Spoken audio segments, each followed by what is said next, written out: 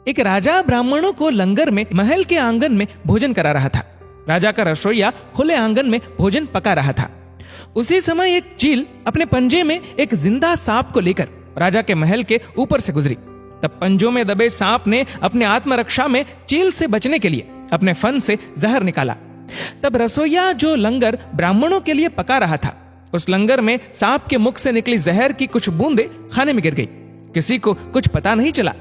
फलस्वरूप वह ब्राह्मण जो भोजन करने आए थे, उन सब की जहरीला खाना खाते ही मौत हो गई। अब जब राजा को सारे ब्राह्मणों की मृत्यु का पता चला तो ब्रह्म हत्या होने से उसे बहुत दुख हुआ।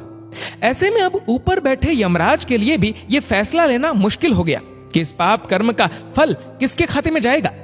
पहला, राजा जिसको पता ही नहीं था कि खाना जहरीला हो गया है। दूसरा, रसोइया जिसको पता ही नहीं था कि खाना बनाते समय वह जहरीला हो गया है। तीसरा, वह चील जो जहरीला सांप लिए राजा के महल से गुजरी। चौथा, या वह सांप जिसने अपनी आत्मरक्षा में जहर निकाला। बहुत दिनों तक ये मामला यमराज के लेखे जोखे में अटका रहा।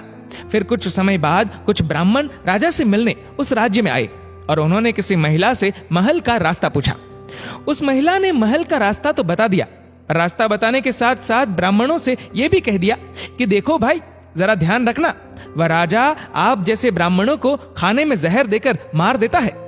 बस जैसे ही उस महिला ने ये शब्द कहे, उसी समय यमराज ने फैसला ले लिया कि उन मृत ब्राह्मणों की मृत्यु के पाप का फल इस महिला के खाते में जाएगा और इसे उस पाप का फल भुगतना होगा। यमराज के दूतों ने पूछा, प्रभु ऐसा क्यों, जबकि उन मृत ब्राह्मणों की हत्या में उस महिला की कोई भूमिका भी नहीं थी। तब यमराज ने कहा कि भाई देखो, जब कोई व्यक्ति पाप करता है तब उसे बड़ा आनंद मिलता है, पर उन मृत ब्राह्मणों की हत्या से ना तो राजा को आनंद मिला, ना ही उस रसोइये को आनंद मिला, ना ही उस सांप को आनंद मिला और ना ही उस चील को आनंद मिला। पर उस पाप कर्म की घटना का बुराई करने के भाव से बखान कर उस महिला को जरूर आनंद मिला। इसलिए राजा के उस अनजाने पाप कर्म का फल अब इस महिला के खाते में जाएगा। बस इसी घटना के तहत आज तक जब भी कोई व्यक्ति जब किसी दूसरे के पाप कर्म का बखान बुरे भाव से करता है, तब उस व्यक्ति के पापों का हिस्सा उस बुराई करने वाले के खाते में भी डाल दिया जाता है। अक्सर हम जीवन में सोचते हैं कि हमने जीवन में ऐसा कोई पाप नहीं किया, फिर भी हमारे जीवन में इतना कष्ट क्यों आया।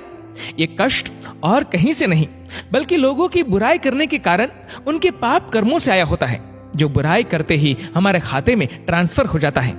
इसलिए सावधान रहे। जिस प्रकार सड़क पर चलते समय हम इस बात का ध्यान रखते हैं कि कोई हमसे ही नहीं, हम भी किसी से टकरा न जाए, ऐसे ही किसी के भी प्रति नकारात्मक भाव रूपी इस प्रज्ञापराध से हमें स्वयं को निरंतर बचाते हुए ही अपना जीवन व्यतीत करने की आदत डाल लेनी चाहिए। क्योंकि हमारे शब्द, हमारे कार्य, हमारी भावनाएं, ये विचार ही हमारे कर्म है। इसलिए इन कर्मों से डरे। ईश्वर तो माफ कर सकते हैं, पर कर्म नहीं। जैसे बछड़ा 100 गायों में भी अपनी मां को ढूंढ लेता है, वैसे ही कर्म भी अपने कर्ता को ढूंढ ही लेते हैं। दोस्तों, इस वीडियो को लेकर आपकी क्या राय है, नीचे कमेंट करके जरूर बताएगा। और अगर आपको वीडियो अच्छा लगा हो तो वीडियो को लाइक करेगा, शेयर करेगा ज्यादा से ज्यादा लोगों तक। और ऐसे ही और भी इंस्पिरेशनल वीडियोस के लिए सब्सक्राइब करें हमारे यूट्यूब चैनल को और फेसबुक पर फॉलो करें हमारे पेज को। धन्यवाद।